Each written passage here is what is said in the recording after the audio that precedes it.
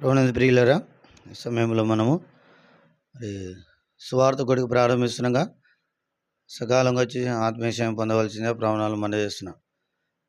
ప్రార్థన చేసుకుందాం. ప్రేమలో తండ్రి, పరిశుద్ధమైన దేవ, ఘనమైన నీ పరిశుద్ధమైన పాదములకు నా హృదయపూర్వక వందనాలు, కృతజ్ఞతలు చెల్లిస్తున్నాను. నేను ఆచకుడు ఆలోచనకర్త బలవంత దేవుడిని తిరుగుతండి, సమాధానకర్త అయిన పద్దెనిమిది దేవ, ఘనమైన నామాన్ని బట్టి నీకెంతో కృతజ్ఞత చెల్లిస్తున్నాను. సమయంలో నీ సన్నిధిలో దైవ మాత్రం రావడానికి చూపిన కృపగా వందనాలు, వచ్చిన వారిని బట్టి వందనాలు. రావాల్సిన వారిని సకాలంగా నడిపించండి, ఉపకారం జరిగించండి. దైవమాత్రనే మమ్మల్ని అందరూ కూడా ప్రభా మీ నిబంధన రక్త పురుషుని తీసుకొస్తున్నాను. ప్రభా క్షమించి మీ రక్తంలో కడిగి పరిశుద్ధపరచండి. ప్రభా మరి తండ్రి మీ స్వరాన్ని మాకు వినిపించమని మీ నామను మహింపరచుకో ప్రార్థన చేస్తున్నాం. దైవ మాత్రం పాటల వాక్యం కృప జీవించండి. మీ ఆత్మ కార్యమును జరిగించమని మీ ఆస్తులకు అప్పగించుకుంటూ చేసి మీరు స్తుతిస్తాం. యేసుక్రీస్తు నామములో స్తుతించి ప్రార్థించి అడిగి వేడుకున్నాను తండ్రి, ఆమేన్. ఈ సమయంలో మనం పాట పాడుకొని ప్రభువుని మహిమపరుస్తాం.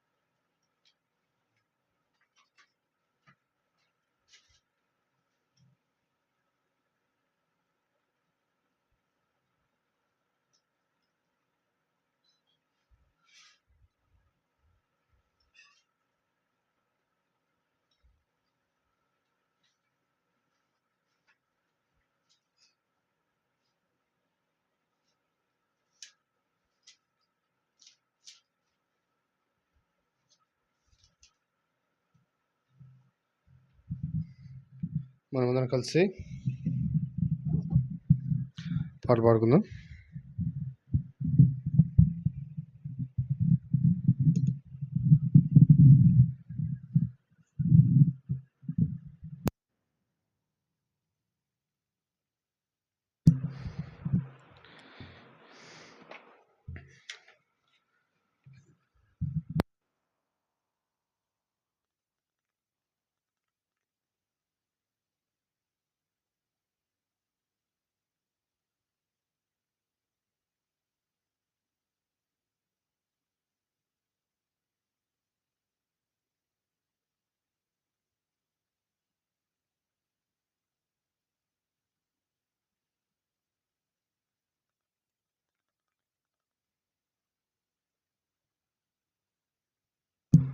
పాట సంఖ్య శివన పాటల పుస్తకం నుంచి కూడా పాట. ఇది యవనస్తుల శివన పాటల పుస్తకం నుంచి పాట సంఖ్య 24. అందరం కలిసి పాడుకుందాం. నమ్మకమైన నా ప్రభు, నమ్మకమైన నా ప్రభు, నిన్ను నే స్తుతింతును, నిన్ను నే స్తుతింతును. నమ్మకమైన నా ప్రభు, కరుణతోడ పిల్చియు స్థిరపరచిక పాడినా, స్థిరపరచిక పాడినా, స్థిరపరచిన నా ప్రభున్ పొగాడినే స్తుతింతును. స్థిరపరచిన నా ప్రభున్ పొగాడినే స్తుతింతును.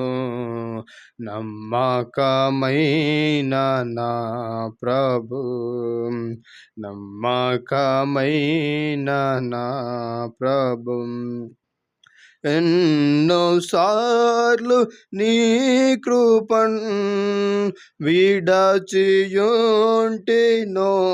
ప్రభు, విడచియుంటినో ప్రభు. మన్నన తోడ నీ దరిన్ చేర్చి నన్ క్షమించితివి. మన్నా నా తోడ నీదరిన్ చేర్చి నన్ క్షమించితివి. నమ్మకమైన నా ప్రభు, నమ్మకమైన నా ప్రభు, కృంగియుండు వేలలో పైకి లేవ నెత్తితివి, పైకి లేవ నెత్తితివి. భంగపరచు సైతానున్ గెల్చి విజయమిచ్చితివి. భంగపరచు సైతానున్ గెల్చి విజయమిచ్చితివి. నమ్మకమైన నా ప్రభు, నమ్మకమైన నా ప్రభు, నాకాశ్రయ శైలమై కోటగా నీవుంటివి, కోటగా నీవుంటివి. ప్రాకారంపు ఇంటివై నన్ను దాచియుంచితివి. ప్రాకారంపు ఇంటివై నన్ను దాచియుంచితివి.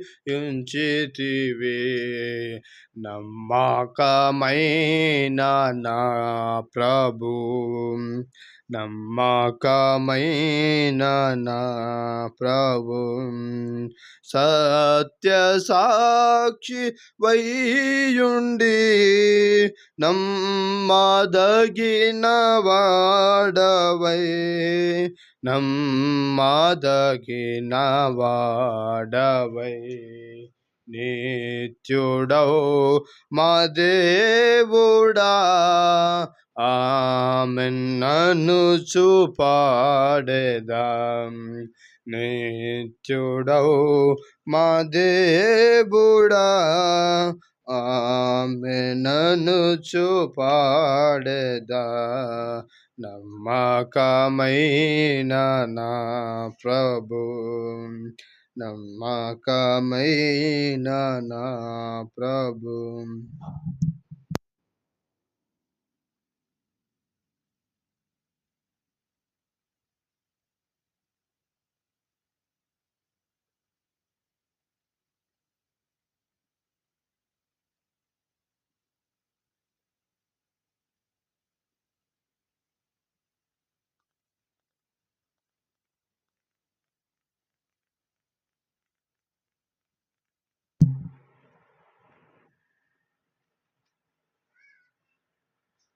మరో పాట పాడుకుందాం. యోనాసు రాసిన పాటల పుస్తకం నుంచి పాట సంఖ్య 56.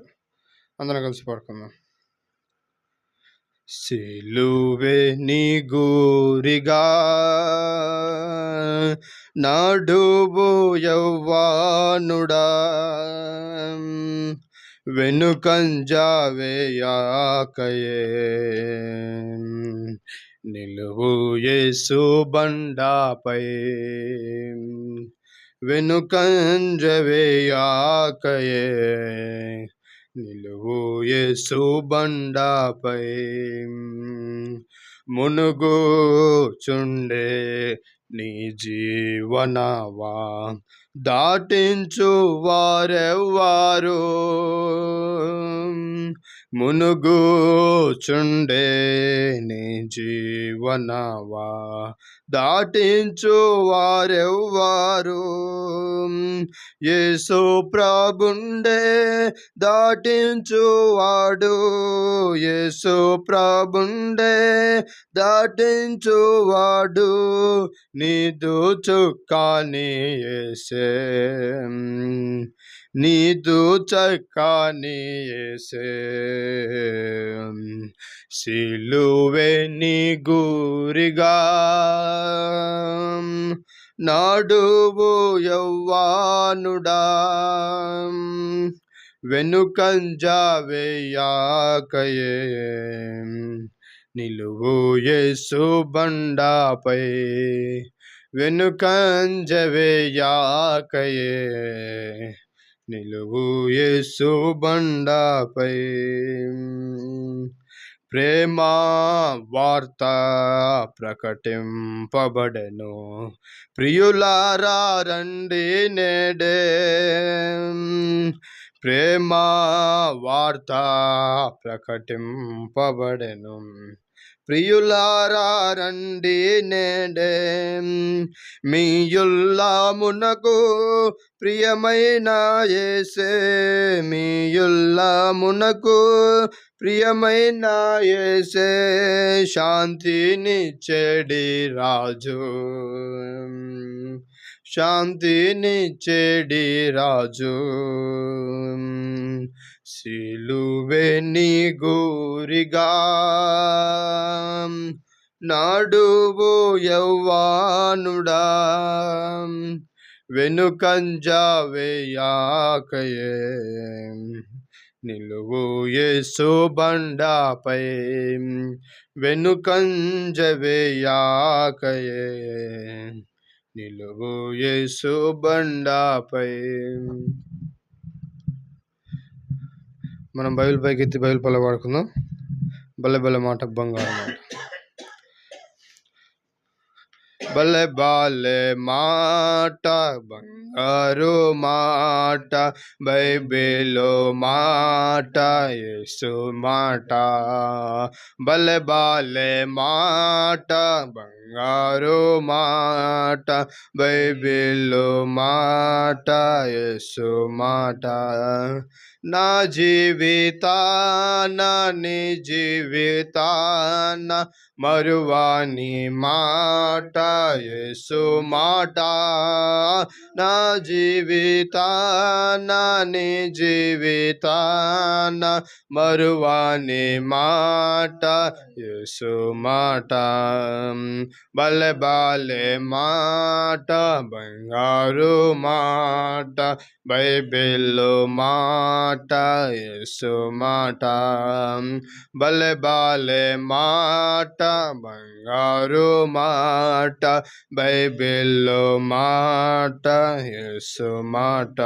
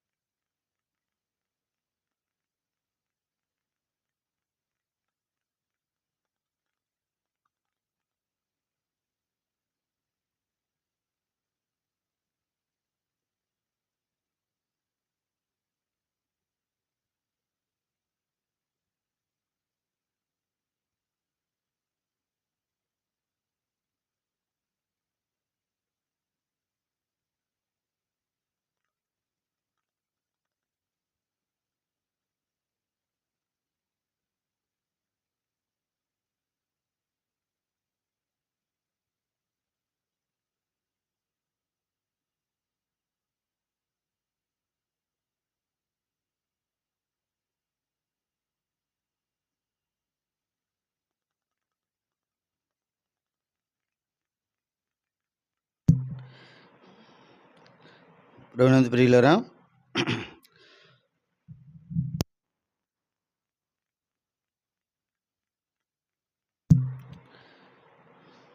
స్వార్థ కొడిక నిమిత్తం పరిశుద్ధమైన బైబిల్ గ్రంథం నుంచి మనం చదువుకుందాం.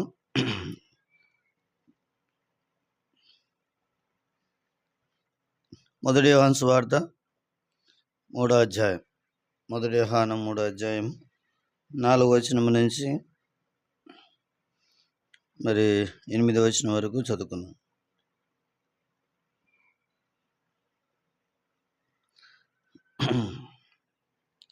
పాపం చేయు ప్రతివాడును ఆజ్ఞాతిక్రమించును, ఆజ్ఞాతిక్రమే పాపం.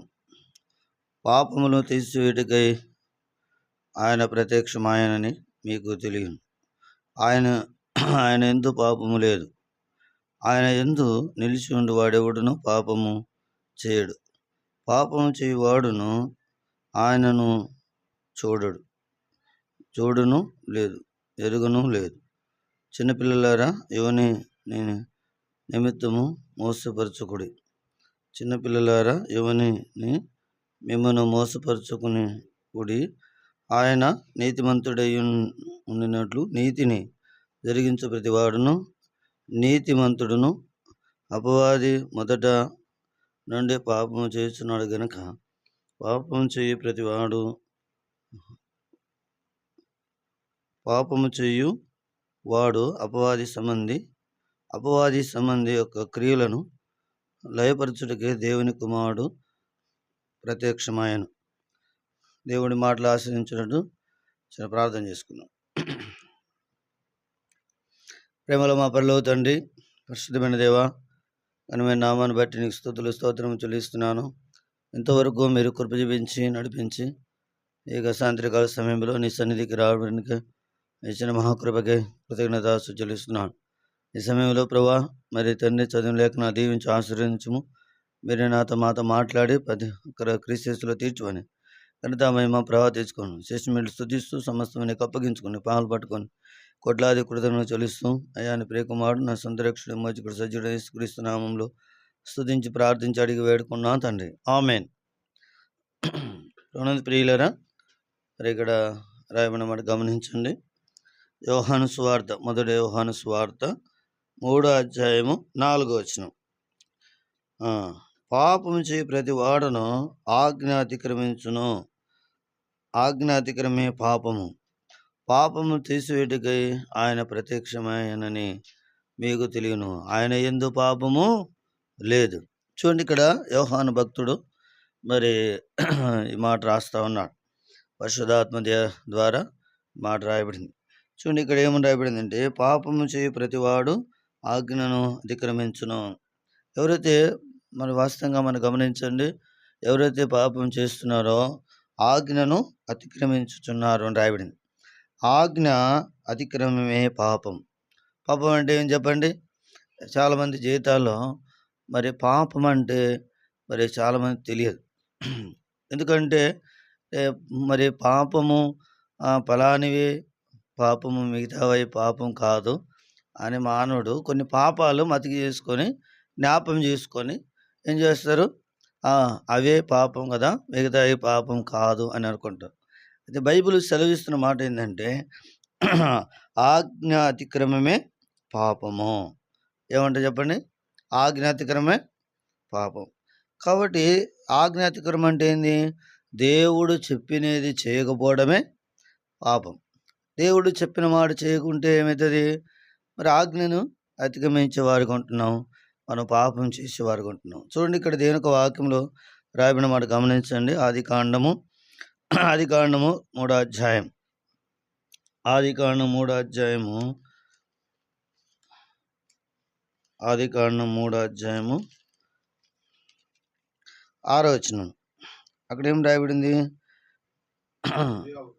ఆ స్త్రీ ఆ వృక్షము ఆహారమునకు మంచిది, కనులకు అందమైనది, వివేకమిచ్చు రమ్యమైనది చూచినప్పుడు ఆమె దాని ఫలములు తీసుకొని తిని తనతో పాటు తన భర్తకు ఇచ్చాను, అతడు కూడా తిను. చూడు, ఇక్కడ ఏం రాయబడింది?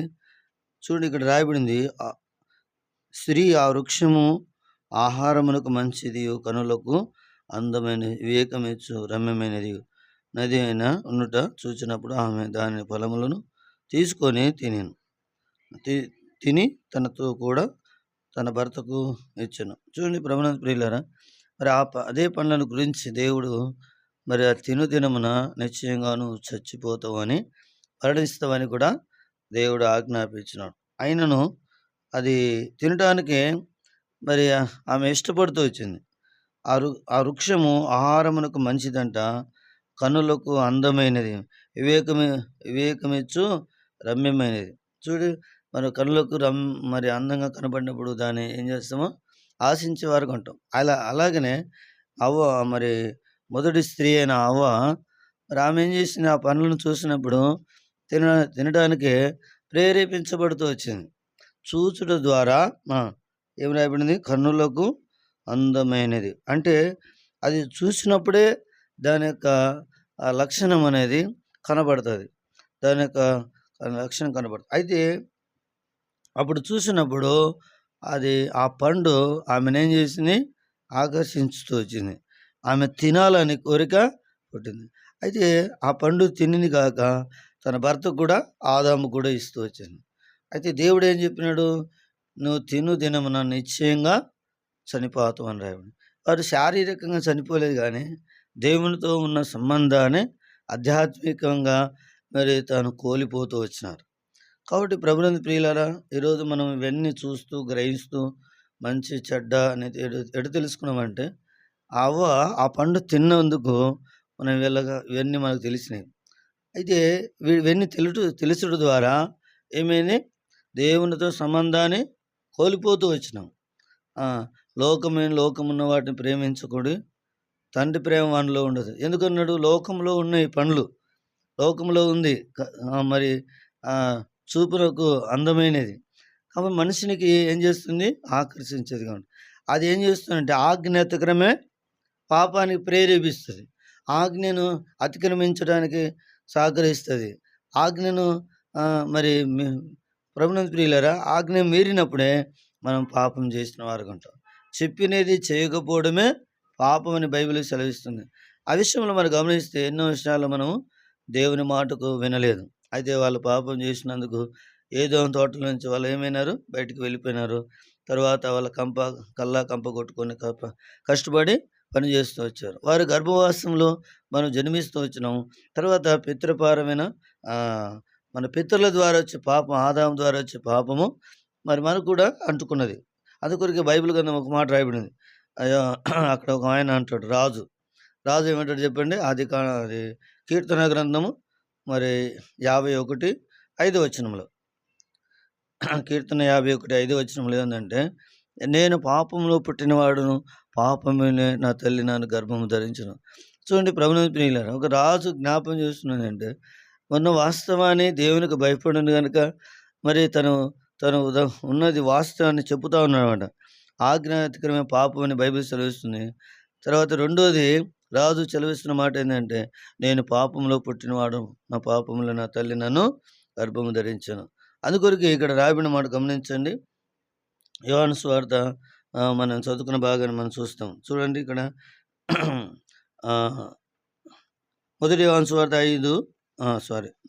3 అధ్యాయము, మొదటి యోహాను 3:5 వచనం. పాపములు తీసివేయటకి ఆయన ప్రత్యక్షమాయను. చూడండి ఏమని రాయబడింది? పాపములు తీసివేయడానికే ప్రత్యక్షమైండు. యేసుక్రీస్తు ప్రభువారు ఎందుకు వచ్చినాడంట? పాపము తీసివేయడానికి. ఆజ్ఞాతిక్రమము పాపం చేస్తూ వచ్చాం. మరి జన్మంతోనే పాపము, తల్లి గర్భంలో జన్మించినందుకు పాపము, ఈ లోకంలో జీవించినందుకు పాపము.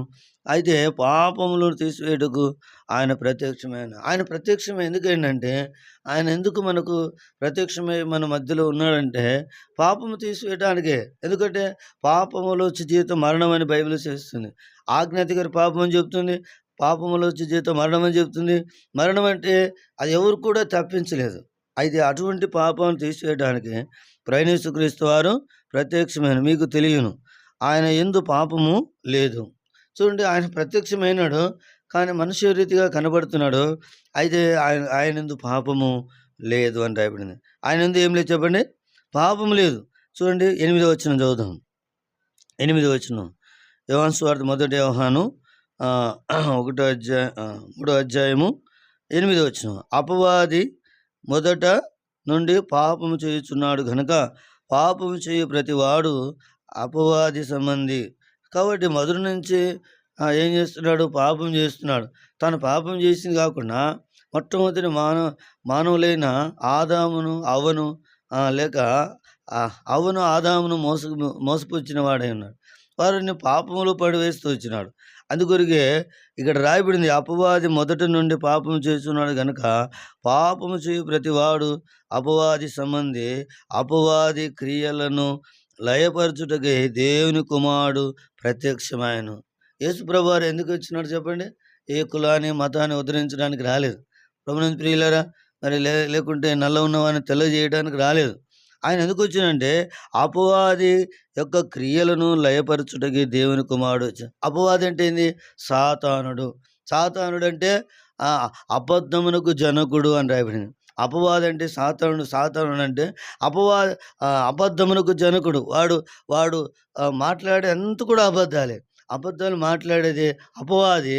అందుకొరకు అబద్ధము, అపవాది అని చెప్పబడుతూ వచ్చింది. కాబట్టి సత్యం అనేది దేవుని యొక్క చిత్తము, దేవుని యొక్క ఉద్దేశం. అది సత్యము దేవుని సంబంధం. నేనే మార్గమును, నేనే సత్యమును, నేనే జీవమునై ఉన్నానని యేసుప్రభు వారు మరి తెలియపరిచినట్టుగా మనం చూస్తున్నాం. అయితే ఇక్కడ రాయబడింది అపవాది యొక్క క్రియలను లయపరచుటకు దేవుని కుమారుడు అనగా ప్రభువైన యేసుక్రీస్తు వారు ప్రత్యక్షమైనడు. కాబట్టి ప్రత్యక్షమైనది ఎందుకంటే ఎవరినైతే పాపంలో పడివేస్తున్నాడో వాని యొక్క అపవాది యొక్క క్రియలు లయపరచడానికి యేసుప్రభు వచ్చినాడు. కులాన్ని మతాన్ని ఉద్ధరించడానికి రాలేదు. కాబట్టి అంతరంగంలో మానవునికి దేవునికున్న సంబంధాన్ని కోల్పోజేస్తూ ఉన్నాడు. అటువంటి వ్యక్తిని లయపరచడానికి మరి యేసు ప్రభువారు ప్రత్యక్షమైనాడు. అందుకొరకే కలవరి శిలువ పైన యేసుక్రీస్తు ప్రభువారు మరణిస్తూ వచ్చినాడు. యేసు ప్రభువారు మరి హస్తపాదుల మేకులు, కొరడా దెబ్బలు, దేహమంతా మరి ప్రభునందు ప్రియులారా తలలో మొలకిరటము, మరి ముఖం మీద ఉమ్మేయించుకుని గడ్డపెంటులు పెరిగించుకుని ప్రక్కన బలెంపోటు, ప్రభునందు ప్రియులారా హస్తపాదుల మేకులు, శరీరం అంతా ఒకటి దక్కన 40 కొరడా దెబ్బలు. మరి ఏ శరీరం ఆధారం చేసుకొని మానవుడు పాపం చేస్తూ వచ్చినాడు, దానికి శిక్ష విధిస్తూ వచ్చినాడు. అపవాది క్రియలను లయపరచుటకు మనిషి దేవుని కుమారుడు ప్రత్యక్షమైనడు. యేసు ప్రభువారు ప్రత్యక్షమైన ఉద్దేశం ఏంటంటే అపవాది క్రియలు లయపరచడానికే ప్రత్యక్షమైనది. చూడండి, దేవుని యొక్క వాక్యంలో రాయబడింది. యాకోబు పత్రిక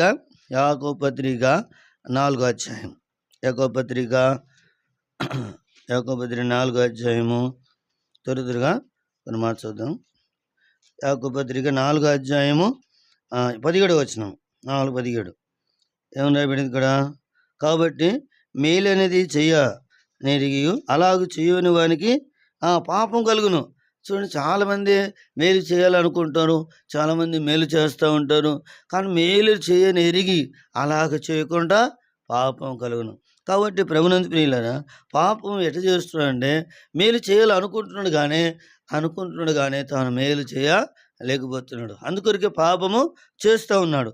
కాబట్టి మేలనేది చేయనెరిగి అలాగూ చేయని వానికి పాపము కలుగునని రాబడింది.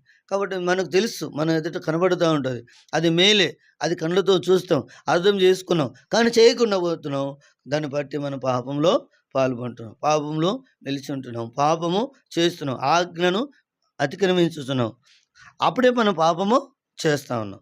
చూడండి, ఇక్కడ దేవుని యొక్క వాక్యంలో త్వరగా కొన్ని మాట చూసుకుందాం దయచేసి. యోహాను సువార్త 3వ యోహాను 11వ వచనం. 3వ యోహాను 11.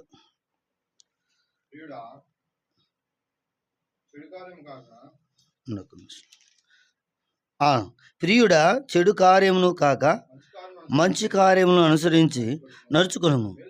మేలు చేయవాడు దేవుని సంబంధి, కీడు చేయవాడు దేవుని చూచినవాడు కాడు. చూడండి, ఇక్కడ తేటగా రాయబడింది ప్రియుడా అని అంటున్నాడు. మనల్ని దేవుని యొక్క ప్రేమ ఎలాంటిదంటే ప్రియుడు అంటే ప్రియుడు అనే మాట దాని అర్థం మనకు తెలిసినట్టయితే ఎంత ఇష్టమైన వారిని మాత్రమే ప్రియుడా అంటాం.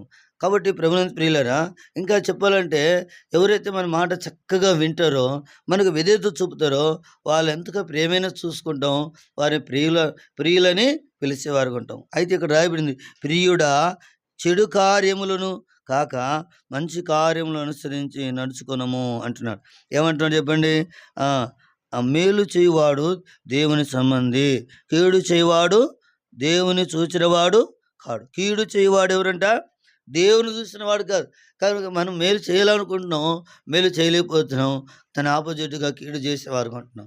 కాబట్టి ప్రభునందు ప్రియులారా, దేవుని ఒక వాక్యంలో రాయబడిన మాట గమనిస్తే చెడు కార్యములు కాక మంచి కార్యములను అనుసరించి నడుచుకునము. ప్రభువునందు ప్రియులారా, వాస్తవంగా మనం గమనిస్తే మనం మనం మంచి కార్యాలు చేయాలనుకుంటున్నాం కానీ మంచి కార్యములు చేయలేములే. మరి ఏదో ఒకటి మనం చెడు కార్యం చేస్తున్నాం.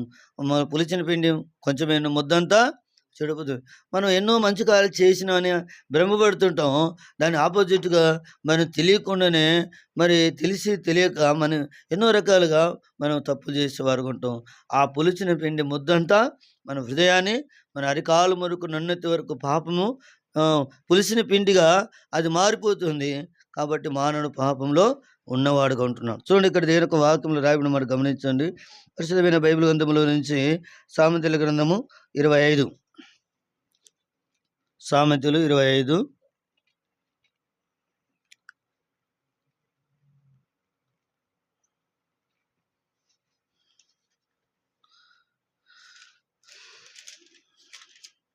సామెతలు 25, 21 వచనం. 25:1, 21. నీ పగవాడు ఆకలిగొనుట వానికి భోజనం పెట్టుము, దప్పికొనుట వాని దాహమిమ్ము. చూడు ప్రభువునందు ప్రియులారా, పగవాడు ఉన్నప్పుడు ఆకలిగొనుట వానికి భోజనం పెట్టుము, దప్పికొనుట వానికి దాహమిమ్ము. చూడండి, ఇక్కడ రాయబడిన మాట గమనిస్తే, ఈరోజు నీవు నా జీవితంలో పగవారిని చూసినప్పుడు ఏం చేస్తాం? భోజనం పెట్టలేము, వాళ్ళతో మాట్లాడలేము, ఐక్యతగా ఉండవు. అయితే దేవుడు చెప్పిన మాట ఏంటంటే, పగవాడును ఆకలిగొనున్న ఎడల వానికి భోజనం పెట్టుము, దప్పికొన్న ఎడల వానికి దాహమిమ్ము అని రాయబడింది. కాబట్టి మనం ఏదైతే మనం చేయాలనుకుంటున్నామో అదే చేస్తున్నాం. కానీ దేవుని వాక్యం చెప్తున్న దాన్ని మనం చేయలేకపోతున్నాం. మరి వాటిని జయించలేకపోతున్నాం, చేయడానికి ఇష్టపడలేకపోతున్నాం. అది మనకు సాధ్యం కావడం లేదు. అందుకొరకే అపవాది క్రియలు లయపరచుటకు దేవుని కుమారుడు ప్రత్యక్షమైండు. అది మనలో నుంచి జరిగిస్తున్న అపవాది క్రియలు లయపరచడానికి యేసు ప్రభువు వారు ఈ లోకానికి వచ్చిన వాడుగా చూస్తుంటున్నాం. చూడండి, ఇక్కడ యోహాను సువార్త 1:5, 1 యోహాను 5:17 వచనం. 5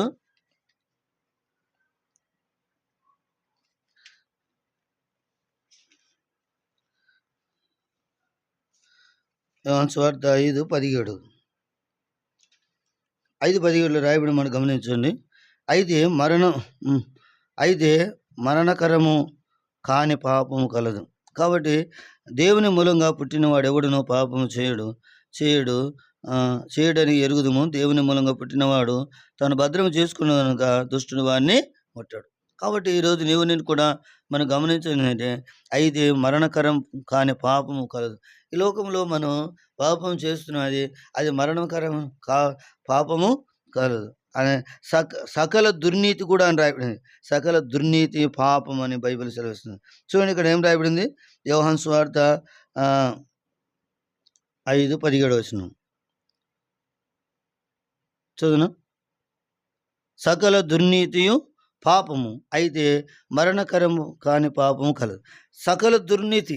కాబట్టి ప్రభువునందు ప్రియులారా, సకల దుర్నీతి పాపం అని బైబిల్ సెలవిస్తుంది. కాబట్టి సకల దుర్నీతి, మరి ఈ లోకంలో ఏ భేదము లేదు, అందరూ పాపం చేసి దేవుడు అనుగ్రహించు మహిమను పొందలేకపోతారని బైబిల్ సెలవిస్తుంది. రోమపత్రిక 14వ అధ్యాయం. రోమపత్రిక 14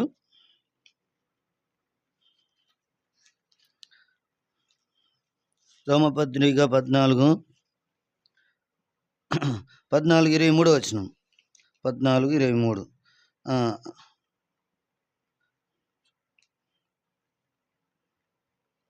ఇక్కడ ఏముందంటే, విశ్వాసము కానిది ఏదో అది పాపం అని బైబిల్ చేస్తుంది. కాబట్టి ప్రభువునందు ప్రియులారా, విశ్వాసము కానిది ఏదో అది పాపం. కాబట్టి బైబిల్గా నువ్వు ఏం రాయబడింది? అమ్మా, నీవు నమ్మినడలా దేవుని మహిమను చూస్తామని రాయబడింది. కాబట్టి మనం దేవుని నమ్మినప్పుడు దేవుని మహిమను చూస్తాం. విశ్వాసం కానిది ఏది అది పాపం. విశ్వాసము లేకుండా దేవునికి ఇష్టడై ఉంట అసాధ్యమని రాయబడింది. కాబట్టి మన దేవుడు అంటున్నాం, కానీ దేవుని దగ్గరికి వెళ్ళాలని ఆశ ఉంది, కానీ విశ్వాసం లేదు. ఆయనందు విశ్వాసం ఉంచి మన పాపమును ఒప్పుకుంటే ఆయన క్షమిస్తాడు. అందుకని బైబిల్ చెప్తుంది కదా, మరి ఏ భేదములు అందరూ పాపం చేసి దేవుడు అనుగ్రహించి మహిమను పొందలేకపోతున్నారు. అందుకొరకు యోహాను సువార్త రాయబడింది, మన పాపమును మనం ఒప్పుకున్నడలా ఆయన నమ్మదగిన వాడు నీతిమంతుడు కనుక ఆయన మన పాపములను క్షమించి సమస్త దుర్నీతిని మళ్ళీ కడిగి పవిత్రపరచుని రాయబడింది. కాబట్టి ప్రభువునందు ప్రియులారా, యేసుక్రీస్తు ప్రభువారు చెప్పిన మాట ఏంది? విశ్వాసం కానిది అది పాపం. ఈరోజు నీవు నేను కూడా విశ్వాసం ఉంచాలి. యేసు ప్రభునందు విశ్వాసం ఉంచితే మన పాపములు ఒప్పుకుంటే ఆయన క్షమిస్తాడు. మొదటి యోహాను సువార్త 1:9 మొదటి యోహాను 1:9 ఏముంది? మన పాపం మనం ఒప్పుకున్నట్లా ఆయన నమ్మదగిన వాడు నీతిమంతుడు కనుక ఆయన మన పాపములు క్షమించి సమస్త దుర్నీతి మనల్ని కడిగి పవిత్రపరుస్తాడు. కాబట్టి దాని నిమిత్తమే యేసు ప్రభు ఈ లోకానికి వచ్చిన అపవాది క్రియలు అయిపరచుటకు దేవుని కుమారుడు ప్రత్యక్షమైండు. చూడండి ఇక్కడ చివరి 2 మాటలు చదువుకొని మనం ప్రార్థనలోకి వెళ్ళిపోతాం. చూడండి ఇక్కడ అపోస్తల కార్యము లూకా సువార్త 17వ అధ్యాయం. లూకా సువార్త 17వ అధ్యాయము. లూకా సువార్త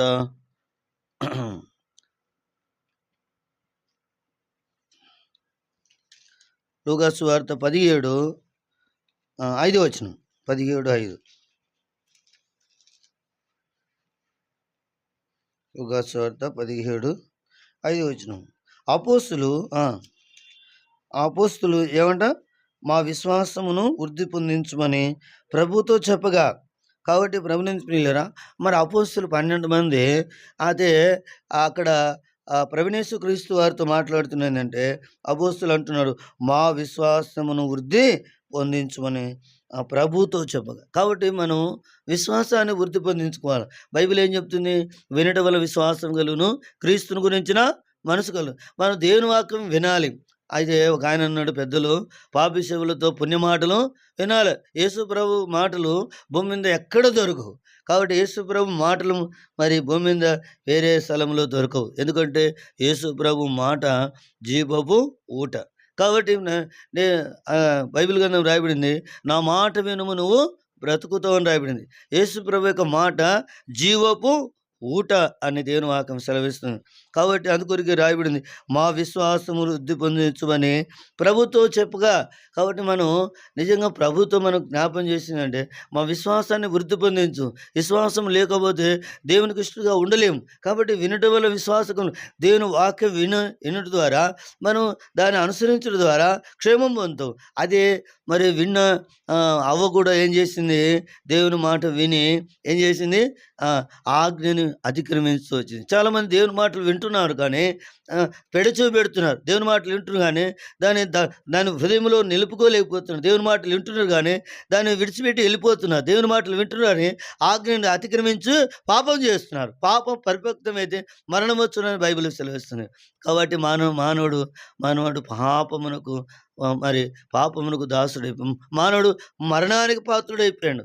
కాబట్టి ఈరోజు నేను ప్రేమ స్నేహితున్నా, మనం ఎరగాల్సినది ఏంటంటే దేవుని మాటను జ్ఞాపం చేసుకో. ఒక మాట చదువుదాము. సమూయేలు గ్రంథము చివరి మాట చదువుకొని మన ప్రార్థనలకు వెళ్ళిపోతాం. మొదటి సమూయేలు 15వ అధ్యాయం. మొదటి సమూయేలు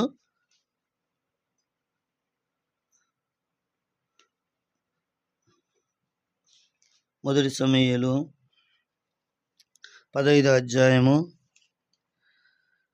23వ వచనం.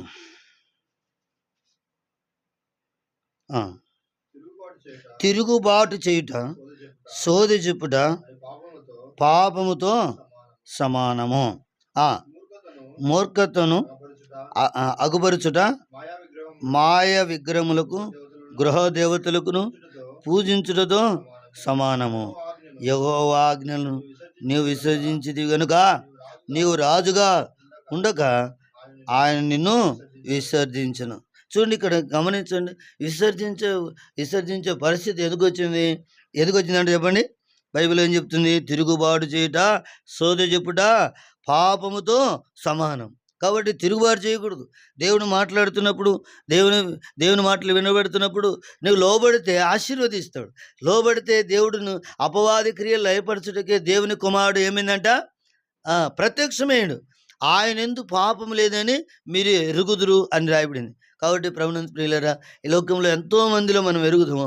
పాపం ఉంది కానీ ప్రభు అయిన యేసుక్రీస్తులో పాపము లేదు. మానవులందరూ జన్మంతోనే పాపి, కానీ యేసు ప్రభు జన్మముతోనే పాపిగా. పరిశుద్ధాత్మ వలన ఆయన ఈ లోకంలో జన్మిస్తూ వచ్చినాడు. పరిశుద్ధాత్మ వలనే ఈ లోకంలో జీవిస్తూ వచ్చినాడు. పరిశుద్ధాత్మ వలనే ప్రవీణేశ్వక్రీస్తు వారు కలవరి శిలువ పైన నీ కొరకు మరణిస్తూ వచ్చినాడు. ఆయన పాపం లేదు. నాలో పాపం ఉన్నదని మీరు ఎవరైనా స్థాపించగలరు. అందుకొరకు తిరుగుబాటు చేయుట, సోది చెప్పుటయు పాపముతో సమానం. మూర్ఖ చిత్తులు అగపరచుటయు మాయ విగ్రహములకును గృహ దేవతలకును పూజించుట సమానము. యెహోవా ఆజ్ఞను నీవు విసర్జించితివి కనుక నీవు రాజుగా ఉండకుండా ఆయనను విసర్జించను. రాజుగా ఉండటానికి వీళ్ళు ప్రభుత్వం ప్రియులరా, యేసుక్రీస్తునందు విశ్వాసం ఉంచితే రాజులను చెప్పండి, రాజులను యాజకులను రాజులైన యాజక సమూహం అంట. రాజులు యాజకులు రాజులైన యాజక సమూహం. యేసుక్రీస్తు యొక్క రక్తం ద్వారా నీవు నేను పరిశుద్ధపరచబడితే రాజులుగాను యాజకులుగాను రాజులైన యాజక సమూహము అంటే ఒంటరి వారు కాదు, అనేకులము. కాబట్టి ప్రభునందు ప్రియులరా, ఈరోజు నీవు నేను కూడా తిరుగుబాటు చేయకూడదు. యేసు ప్రభువా, నేను పాపిని, నన్ను క్షమించు, నీ రక్తములో కడుగు, నన్ను పరిశుద్ధపరచు అని నువ్వు ఎప్పుడైతే నువ్వు ప్రార్థన చేసుకుంటావో ఆయన క్షమిస్తాడు. పాపములు క్షమించుటకు భూమి మీద మనిషి కుమారునికి అధికారం ఉంది అని రాయబడింది. భూమి మీద యేసు ప్రభుకు అధికారం ఉంది. ఈ లోకంలో ఎవరికి అధికారం లేదు. అందుకొరకు అందరూ విడిచిపెట్టి వెళ్ళిపోయినారు. యేసు ప్రభు వారు నిన్న నేడు నిరంతరము ఏకరీతిగా ఉన్నాడు. ఆయన మన మధ్యలో ఉన్నాడు. కాబట్టి ప్రభునందు ప్రియులారా, నా ఆత్మ మీ మధ్యలో ఉన్నది, భయపడకు అని చెప్పినాడు. దేవుని వాక్యము, దేవుని మాటను మనం అర్థం చేసుకున్నట్టయితే దేవుని ఆత్మ మన మధ్యలో ఉన్నది, దేవుడు మన మధ్యలో ఉన్నాడు. ఇద్దరు ముగ్గురు నా నామం ఎక్కడ కూడి ఉంటారో వాళ్ళ మధ్యలో నేను ఉంటా అని చెప్పినాడు. ప్రియమైన స్నేహితుడా, ఈ రాత్రికాల సమయంలో ఎక్కడ ఉన్నప్పటికీ నీ జీవితంలో హృదయపూర్వకంగా ఆయనను క్షమిస్తాడు కనుక హృదయపూర్వకంగా నీ పాపములు ఒప్పుకో. పాపములు క్షమించుటకు మనిషి కుమారునికి అధికారం ఉంది రాయబడింది. యేసు ప్రభువుకు మాత్రమే పాపములను క్షమించే అధికారం ఉంది. ఈ లోకంలో ఎవరికి అటువంటి అధికారం ఇవ్వలేదు, ఇవ్వబడదు కూడా. ఎందుకంటే ఆయనలో పాపం లేదు, ఆయన పరిశుద్ధుడు, ఆయన పవిత్రుడు. కాబట్టి ఈరోజు రాత్రికాల సమయంలో మోకరించి ఎక్కడ ఉన్నప్పటికీ నీ స్థలములో నువ్వు ఉండు. అక్కడ ఒకవేళ ఎక్కడైతే వీలు కాలేకుంటే అక్కడే నిలబడు. యేసు ప్రభువా, నేను పాపిని, నన్ను క్షమించు. ఆజ్ఞ ఎతికరి పాపం అని చెప్పావు, నేను ఆజ్ఞ మీరిపోయినాను, ఎన్నో మాటలు మరి నీ మాటలు వినలేదు, కాబట్టి నన్ను క్షమించు అని నీ రక్తంలో కడుగు, నన్ను పరిశుద్ధపరచు అని చిన్న ప్రార్థన చేసుకో. ఆయన క్షమిస్తాడు. ఆయనని నీ హృదయంలో ఉన్న పాపములు తీసివేస్తాడు. నీ మనసులో ఉన్న పాపాలు తీసివేస్తాడు. నీ పాదములు తిరగరాని స్థలములో తిరిగిన పాపములు తీసివేస్తాడు. ఎందుకంటే నీవు చేసిన పాపములు చేస్తే నీ పాదములతో ఆయన పాదములు మేకులు కొట్టించుకున్నాడు. నీ చేతులతో పాపం చేస్తే ఆయన చేతులు మేకులు కొట్టించుకున్నాడు. నువ్వు హృదయంతో పాపం చేస్తే ఆయన పక్కన బలంబుడు ఓడిపించుకున్నాడు. నీ దేహంతో పాపం చేస్తే ఒకరెడు దక్కు 4 కొడా దెబ్బలు ఆయన శరీరమును కొట్టించుకున్నాడు. ప్రభునందు ప్రియులారా, నువ్వు చూసినందుకు ఆయన తలకు మొలకెటం పెట్టుకున్నాడు. నువ్వు అబద్ధములు ఆడినందుకు మగ మీద ఉమ్మి వేసుకున్నాడు. గడ్డములు ఎంటికలు పెరికించుకున్నాడు. ఎందుకంటే నీవు నేను చేసిన ప్రతి పాపమునకు శిక్ష ఆయన భరిస్తూ వచ్చినాడు. ఆయన యందు పాపం లేదని దేవుని వాక్యం సెలవిస్తుంది. ప్రియమైన స్నేహితుడా, రాత్రిగా సమయంలో ఎక్కడైతే ఉన్నావో నీ స్థలంలో నీ మోకరించు, చిన్న ప్రార్థన చేసుకో. యేసు ప్రభువా, నీ పాపిని ఒప్పుకో, ఆయన క్షమిస్తాడు. బైబిల్ చెప్తుంది, ఎన్నిసార్లు గర్దించినను లోబడని వారికి తిరిగి లేకుండా హఠాత్తుగా నాశనం వస్తున్న సామెతల గ్రంథం 29:1 రాయబడింది. 29:1 రాయబడింది. ప్రియమైన స్నేహితుడా, దేవుని ఉగ్రత రాకమునిపై రేపు నీకు ఏం సంభవించు నీ తెలియదు, నీ జీవం ఏపాటిది, మీరు ఇంతలో కనబడి అంతలో మాయమైపు ఆవిరి వంటి అని రాయబడింది. కాబట్టి నీ చిన్న ప్రార్థన చేసుకో, ఆయన క్షమిస్తాడు. నా యొద్దకు కూర్చు అని ఎంత మాత్రం బయట త్రోసివేయనని చెప్పినాడు. త్రోసివేయని దేవుడు కనుక ఆయన దగ్గరికి పిలుచుకొని నేను నీ పాపములు క్షమించి ఆయనని తన రక్తంతో నిన్ను కడిగి పరిశుద్ధపరుస్తాడు. చిన్న ప్రార్థన చేస్తాను, మోకరించండి. నీవు కూడా నీ మనసులో ప్రార్థన చేసుకో, ఆయన క్షమిస్తాను. ప్రేమల తండ్రి, పరిశుద్ధమైన దేవా, నీ ఘనమైన పరిశుద్ధమైన పాదములు వందనాలు చెల్లించుకుంటున్నాను. ప్రభువా, నీకు వందనాలు చెల్లిస్తున్నాను. మీరే జ్ఞాపం చేసుకో. పాపం చేయి ప్రతివాడు ఆజ్ఞను అతిక్రమిస్తున్నాను రాయబడింది. ఆజ్ఞ అతిక్రమి పాపము రాయబడింది. మనుషులందరూ పాపము చేసిన కారణం ఏంటంటే ఆజ్ఞను అతిక్రమించి వాడుకున్నాం, దేవుని మాటకు వినని వాడుకున్నాం. ప్రభా నీకు వందనాలు చెల్లిస్తున్నాను, దయతో మమ్మల్ని క్షమించు అని ప్రార్థన చేస్తున్నాను. దయగల మా తండ్రి, నైనా నీ బిడ్డలు నీ మాటలు వింటూ వచ్చినారు. దయగల మా తండ్రి, పాపములు క్షమించడానికి మనిషి కుమారుడు అదే పాపములు క్షమించడానికి మనిషి కుమారునికి అధికారం కలిగి రాయబడింది. దయగల మా తండ్రి, మీరు అధికారపూర్వకంగా ఈ లోకానికి వచ్చినాడు. అపవాది క్రియలు లయపరచడానికి మనిషి కుమారుడు వచ్చినట్టు రాయబడింది. దయగల మా తండ్రి, ఆయనందు ఏ పాపము లేదు రాయబడింది. దయగల మా తండ్రి, మేము చేసిన ప్రతి పాపమును కూడా దయతో కనికరించి క్షమించండి. మీ రక్తంలో కడగండి. నీ ప్రజలు ఒప్పుకుంటున్నాగా, నీ బిడ్డలు నీ అందు శ్వాసం ఉంచి వారి పాపములు ఒప్పుకుంటున్నాగా, వారి పాపములు క్షమించండి అయా. నీ రక్తంలో వారి కడిగి పరిశుద్ధపరచండి. దయగల మా తండ్రి, రాజులను యాజకులను, రాజులు యాజక సమూహంగా దేవుని ఇంటివారుగా చేయబోతున్నాం. పరలోకానికి దేవునికి రాజ్యానికి వారసులుగా చేయబోతున్నాం. నేను రెండు స్థలంలో మీరు రెండులాగున మరలా వచ్చి మేము తీసుకెళ్తాను. దేవా, ఈ లోకానికి రాకమునిపే, ఈ లోకములో మేము మరణించకమునిపే మా పాపములు ఈ రాత్రికాల సమయంలో, ఇప్పుడే నేడే ఈ రాత్రికాల సమయంలో దేవా పాపములు క్షమించి మీ రక్తంలో కడగండి, పరిశుద్ధపరచండి. దేవా పవిత్రపరిచి నూతనపరచమని ప్రార్థన చేస్తున్నాను. ఎవరైతే అనారోగ్యంగా ఉన్నా, ప్రభా బలహీనతలు ఉన్నా ఏదో క్షమించి ముట్టి స్వస్థపరచమని ప్రార్థన చేస్తున్నాను. దేవా సమాధాన కర్త అని రాయబడింది. దేవుని మా తండ్రి, కుటుంబం మధ్యలో ప్రభా పిల్లల మధ్యలో, సమాజంలో, సంఘములో సమాధానం కలిగి ప్రార్థన చేస్తున్నాం. దగ్గర మా తండ్రి కనికరించండి. దేవునికి మానవునికి సమాధానం లేని సమయంలో ప్రభా దేవుడు ఒక్కడే, దేవునికి మనుషులకు మధ్యవర్తి ఒక్కడే రాయబడింది.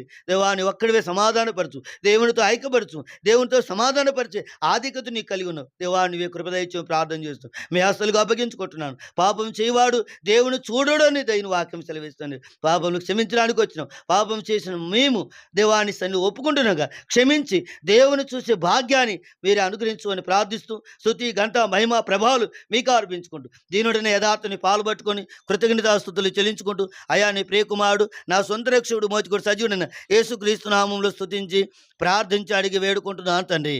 ఆమెన్. తండ్రికి కుమారునికి పరిశుద్ధాత్మకి సావాసమును ఎప్పుడును ఎల్లప్పుడు సదాకాలం అంతూను ఆయన శ్వాసం ఉంచి వారితోను చర్చి బిడ్డలతో ప్రార్థించి వారందరితోను సదాకాలం దేవుడు తోడుగా ఉండును గాక. ఆమెన్. Praise lord.